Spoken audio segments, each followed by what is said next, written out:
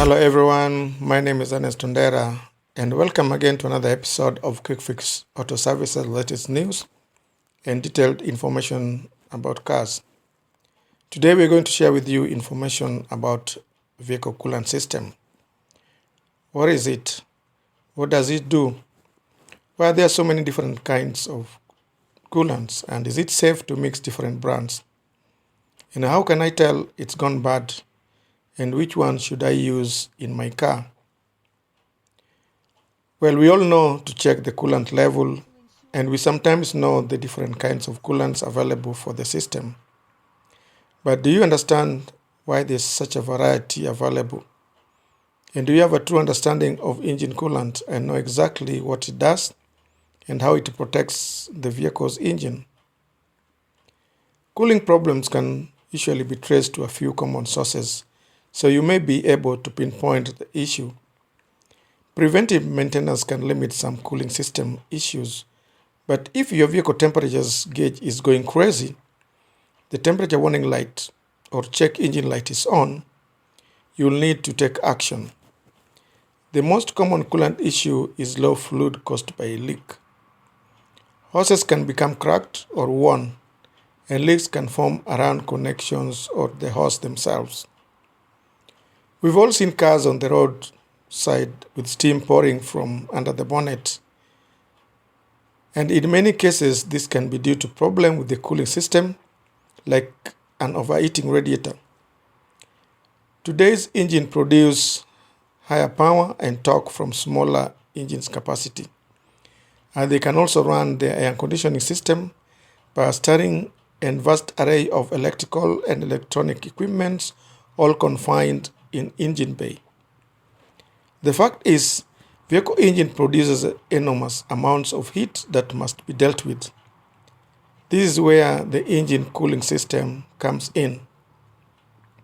In this video, we'll help explain the fundamentals of engine coolants and how to select the proper coolant for your car.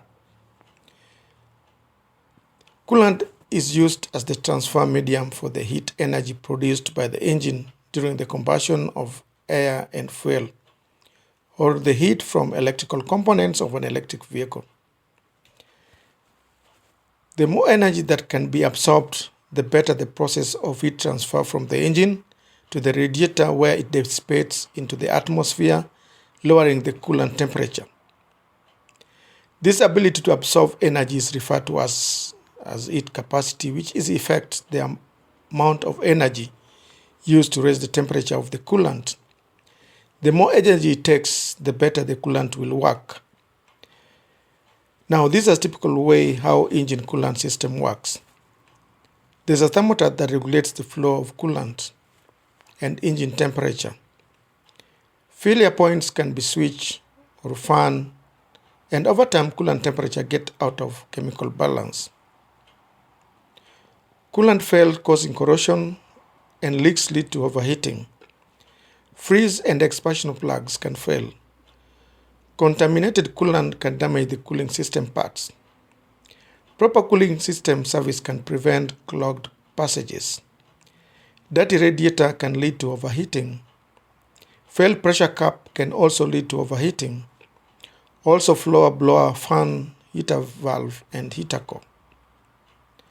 To solve these problems, chemicals are mixed with water to provide the needed properties. Best coolants such as Inorganic prevents corrosion, lubricates the water pump seals, and increases the boiling point and lower the freezing point. Coolant can only transfer heat efficiently when liquid.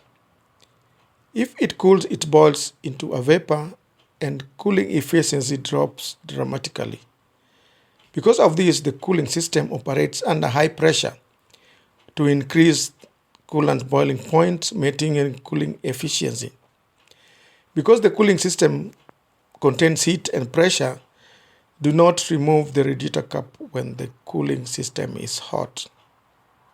Removing the cap releases system pressures at lower pressure. The superheat coolant flushes immediately to steam, which can scald anyone in the vicinity. In addition, coolant is toxic substances, and if ingested in large amounts, can be lethal. Corrosion of radiators can also be a serious issue which is hard to see with naked eye. And one cause of corrosion is a condition called stray current electrosis. This occurs when an electric current that is not related to the cooling system passing through the coolant or uses the coolant as a path to the ground, which can lead to undetected vehicle electrical and electronic component malfunction. Therefore, vehicle cooling system removes excess heat from the engine. The system transfers heat from the engine into the interior or the atmosphere using heat exchangers called radiators. To perform its job, the cooling system must cool engine to prevent the damage while keeping the engine warm enough for efficient operation. In addition, the cooling system must work in all operating conditions, adjusted to changes in the engine load, vehicle speed, and outside temperature. Finally, the cooling system must contain increased pressure created by engine heat, and cooling system must heat from inside the engine to the atmosphere. The system uses a liquid called coolant to accomplish this. While our coolant contains some water, pure water makes a very poor coolant. Poor water allows damaging corrosion inside the cooling system, boils at a relatively low temperature, freezes easily, and has a poor lubricating properties. So it's better to use distilled water at a ratio of 50-50 with coolant. The reason why you need to use distilled water is because tap water contains magnesium, calcium, and hardness ions, and so you get all kinds of deposits in your radiator that are not only going to ruin the cooling system itself, but could also block it. So that's why you see a lot of rust and other problems. Coolants also act as a lubricant to the water pump and some other seals, and need to make sure you are using the right coolant for your car. Some people want just to write adding 100% coolant concentrate, and that may not perform very well. And you need to mix it with 50-50% distilled water, because 100% coolant concentrate will not cool properly. There's also different coolants like ELC, extended life coolants, and LLC, long life coolant. So in a nutshell, there are three different types of coolants. Number one is inorganic acid technology, which is IAT, which many people are familiar with, and it comes in green color, and it was apparently used from the year 1920s to 1990s. It got silicates and phosphates and corrosion inhibitors, and this kind of coolant should be changed every 2 years or 30,000 or 50,000 kilometers, and is mostly used in old cars from 1920s to 1990s like GM and Chrysler. Then number two, there is organic acid technology, or OAT, which comes in orange, bright red, blue, dark green. It is the most common on all over the world and does not contain silicate phosphate. It does not contain corrosion and help it last longer, and you can go up to 135,000 miles. And is a very long term and mainly used in new cars like GM, VW, Honda, Mitsubishi, Nissan, and Toyota. Then the third, we have the hybrid organic acid technology, HOAT, and is primarily yellow and sometimes turquoise, and it silicates and organic acids. There are subcategories of HOAT, and so one is PHOT, which is phosphate HOT, and it's going to have phosphates and organic acids. This comes in pink colors and also blue.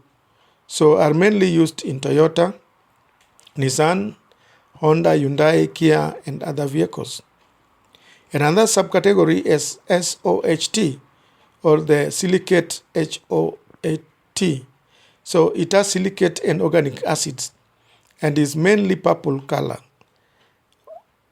And these are mainly found in Mercedes-Benz, Audi, VW, and sometimes Porsche. So let me talk about mixing them or not mixing them. With the different composition of chemical compounds in them, when mixed, you'll get the worst coolant and can cause a lot of problems in your engine and cooling system. Also, the lifespan of your coolant will be drastically reduced. So never mix different coolants together. The best practice is to completely flush the system, and you can swap the coolant with another type.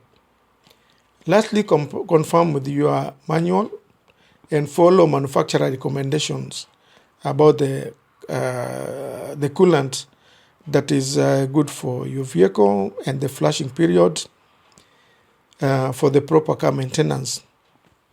I hope you have enjoyed watching this video, and I will be very glad if you like, subscribe, and comment.